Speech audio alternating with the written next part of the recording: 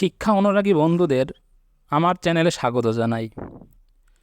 আজকে আমরা যে বিষয় নিয়ে কথা বলবো সেটা হলো সেন্টেন্স অর্থাৎ বাক্য অর্থাৎ কথা। সেন্টেন্স অর্থ অনুসারে 5 প্রকার, অর্থাৎ আমরা যে কথা বলি এই কথার ধরন অনুসারে সেন্টেন্সকে 5 ভাগে বিভক্ত করা হয়েছে। প্রথমে হলো অ্যাসার্টিভ। এই সেন্টেন্সের প্রথম দিকে সাবজেক্ট এবং সর্বশেষে ফুল স্টপ থাকে। যেমন শি গেভ হিম $10, সে তাকে $10 দিয়েছিল। এখানে শি হলো সাবজেক্ট, শেষে ফুল স্টপ আছে, তাহলে এটা অ্যাসার্টিভ সেন্টেন্স। তারপরে দ্বিতীয় হলো ইন্টারোগেটিভ সেন্টেন্স। এই বাক্যের শেষে জিজ্ঞাসা চিহ্ন থাকে। দেখো, হোয়ার ডু ইউ লিভ, তুমি কোথায় থাকো? আর ইউ বিজি, তুমি কি ব্যস্ত? দেখো, এই সেন্টেন্সের শেষে জিজ্ঞাসা চিহ্ন দেওয়া আছে, তাহলে এটা ইন্টারোগেটিভ সেন্টেন্স। তারপরে 3 নম্বরে হলো ইম্পারেটিভ সেন্টেন্স। এই সেন্টেন্সের প্রথমে ভার্ব থাকে, ডোন্ট থাকে, লেট থাকে এবং এই সেন্টেন্সের যে কোনো স্থানে প্লিজ কাইন্ডলি থাকলে থাকতে পারে। যেমন কাম উইথ মি, আমার সাথে এসো। দেখো, কাম প্রথমে ভার্ব আছে। ডোন্ট গো নিয়ার হিম, ওর কাছে যেও না। Let us keep him in our house, দেখো এখানে লেট দিয়ে শুরু হয়েছে।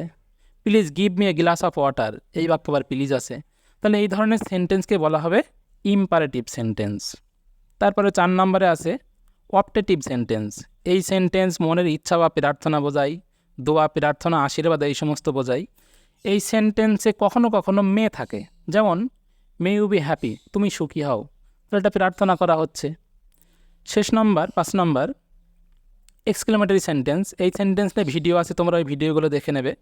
এই সেন্টেন্সে না সহজ নিয়ম হলো এই সেন্টেন্সের শেষে বিস্ময়সূচক চিহ্ন, নোট অফ এক্সক্লেমেশন থাকে।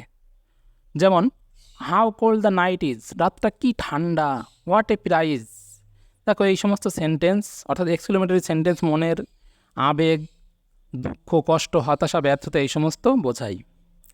এই 5 ধরনের সেন্টেন্স প্রত্যেকটা আবার 2 ভাগে বিভক্ত হয়েছে। একটা হলো অ্যাফার্মেটিভ, হ্যাঁ বোধক, আর একটা হলো নেগেটিভ, না বোধক। অর্থাৎ যে বাক্যের ভিতরে নো, নেভার, নট অথবা নো দিয়ে তৈরি, নেভার দিয়ে তৈরি শব্দ থাকবে সেটাকে বলা হবে নেগেটিভ সেন্টেন্স। যেরকম নান, নো প্লাস ওয়ান সমান সমান নান, নাথিং, নো প্লাস থিং সমান সমান নাথিং।